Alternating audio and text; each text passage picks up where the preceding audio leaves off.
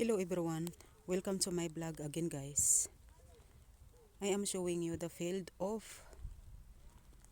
batawag dito, trigo sa Tagalog. Wheat grains pala. This is the field of wheat grains.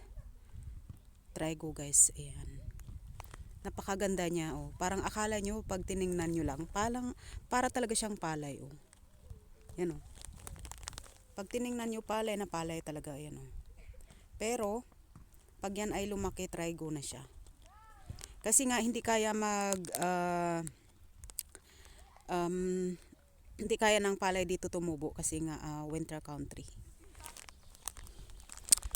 So at yan naman ang kabilang yan is kaya napakalinis at maayos kasi yan ay dyan sila nag-ice laughing kapag ice laughing nag-ice skating kapag winter, kapag -°C mula December hanggang middle of March. Pag nag--°C lang. Kasi minsan pababago-bago nga ang weather dahil nga sa climate change natin. So minsan, nung December tsaka January is nag--°C sila ang weather. Tapos siguro mga 6 weeks din yun. Tapos ngayon, since 2 months na, ayan, madalas na mag +8°C, 10°C yan.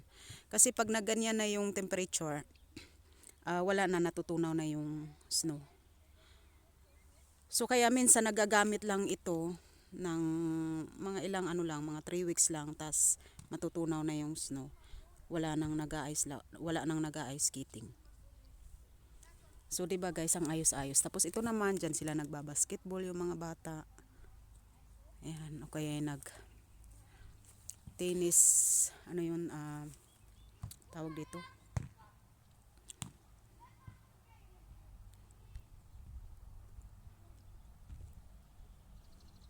Handball ba tawag dun? Nakalimutan ko na sa English. O kaya sa Tagalog. Ayan o, yung nilalaro nila yan.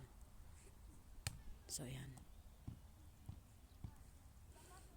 So, diba guys, ang ganda-ganda ng tubo. Kasi nga, katutubo lang nitong mga trigo na ito. Dahil nga, katatapos lang ng winter at springtime na kami ngayon. Kaya sobrang ganda ng kulay o green na green. Ayan. So, kaya napakaganda guys dito sa Austria kasi hindi overloaded ang mga tao, so hindi overloaded ang population, so maayos ang kanilang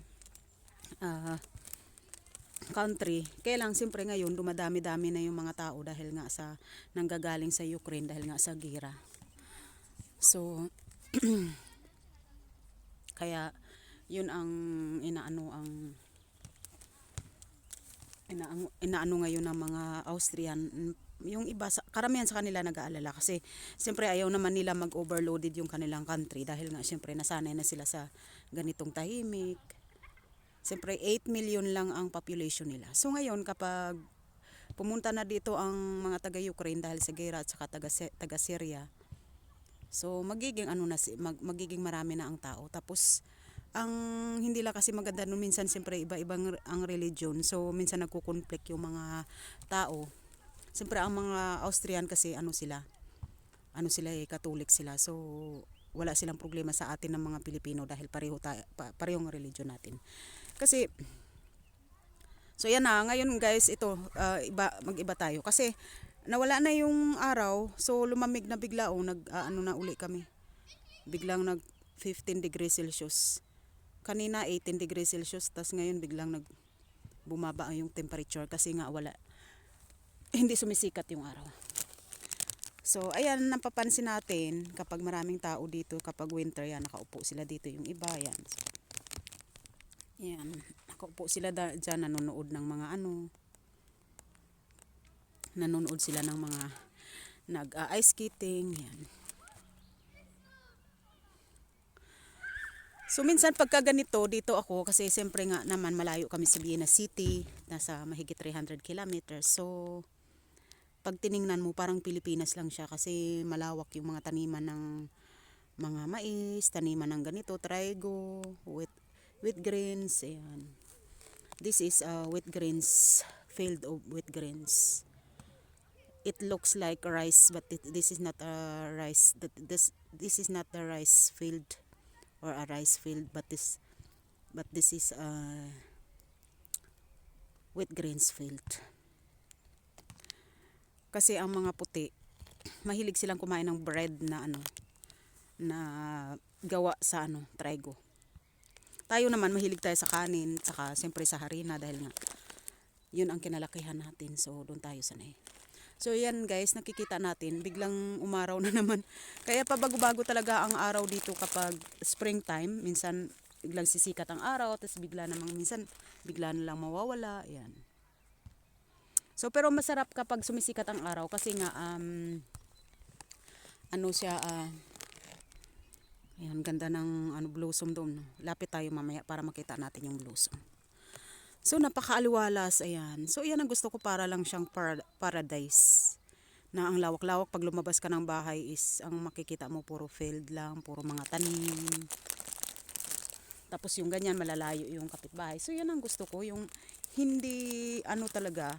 Kasi may mga tao naman na sanay sila sa dikit-dikit ang bahay, pero ako talaga kasi sanay ako sa ganitong yung hindi naman bundok na bundok, kundi kagaya niyan, may kapitbahay ka, tapos andyan lang yung eskwelahan, malapit lang. So, tas ito may andito mga bata, diyan sila naglalaro. Mga iilan lang mga bata kasi dito hindi naman marami. So, yan ang anak ko doon. Yan. 9.5 years old pa lang pero matangkad na sa akin. Nasa na siya, nasa 152 cm. Ako 149 cm lang. Kasi maano din ang tatay, matangkad din ang tatay kaya. Buti na lang mga anak ko, yung isang lalaki ko is 176 cm. So, hindi nagmana sa akin na putot. Kasi tatay at nanay ko is parehong maliit. So, kaya pati ako rin, kaming magkakapatid. So, yung lalaki lang namin ang medyo matangkad sa amin, nasa 165 meter ba siya? Ay, 165 cm ba? Mga ganun lang siya. So, ang pinakamaliit sa amin yung isang kapatid ko na nasa lang siya, 147 cm. So, at ayan naman guys, ang tulay papunta doon sa kabilang side. Yan, maliit na tulay. So, ang ganda kasi dito sa kanila, sa Europe, kahit province, maayos yung kanilang mga daanan, maayos yung kanilang kalsada. So, yun ang maganda kasi talagang yung nagbabayad ang mga tao ng tax, pero napapakanabangan naman kasi maayos yung mga tulay, maayos yung mga kalsada, maayos yung mga school at malinis, maayos lahat ng mga CR nila. So yun ang pinakamaganda lang dito. At saka kasi guys, lahat ng mga tao naman dito kasi naka-insured. So ngayon, kapag na-hospital ka, hindi ka magbabayad ng sa hospital, kundi magbabayad ka lang kunting-kunti lang. So kayang-kaya mong bayaran kapag halimbawa lalo na sa gamot, syempre magbabayad ka talaga, no. Pero sa hospital kahit na admit ka doon ng mga 1 month, wala ka halos babayaran kasi nga insured sa insured ng company kung saan ka nagtatrabaho. So kaya yun ang pinakamaganda. Tas ito kagaya nito, ayan, ang daming space na pwede ka dito laro-laro, yan. So, tapos ayan ang bubong, napakaayos. So, ito para kasi talaga ito sa mga tao na may mga, halimbawa may mga organization, tapos kanina may mga naglalaro dito, mga naglalakad. So, maayos siya. Tapos, siyempre, malinis, hindi bawal dumihan. So, ayan, as you can see, malinis, hindi bawal ang manira. So, yun, disiplinado talaga yung mga tao. So, ito guys, papakita natin ang napakagandang cherry blossom. Ayan. So, di ba? So, yun ang anak ko, nagtatago silang dalawa. Yan. Kaklase niya yung isa. Mas matanda yan sa kanya, pero malaki yung anak ko kasi mana sa tatay. So, ayan, di ba? Ang ganda, Oo. Yan guys. Ang cherry blossom na kasing ganda rin ng Japan at dito ganun din kaganda. Pero sa Vienna City siyempre mas maganda. Dito kasi ilan-ilan lang. Pero doon sa Vienna City meron talagang area na super ganda talaga ng hilera ang ano, mga prutas. So ayan. So pag ganitong buwan talaga is springtime is ano talaga.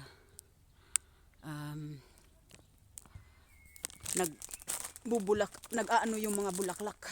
Sabay-sabay sila. So napakaganda tingnan. So as you can see, yung mga kahoy wala pang dahon, tumutubo pa lang kasi dahil nga sa kalilipas pa lang ng winter. So ayan.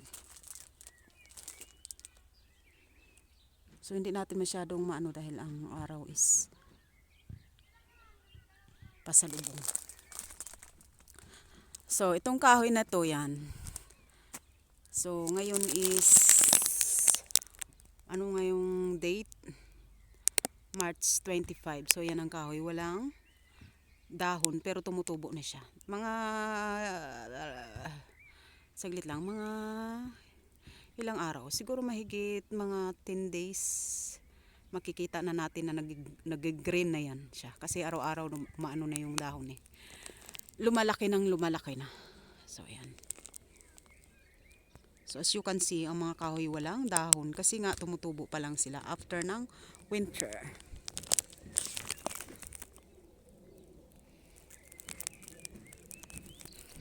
So thank you guys so much sa inyong panonood at maraming salamat po for always dropping by and supporting my small channel. Thank you so much.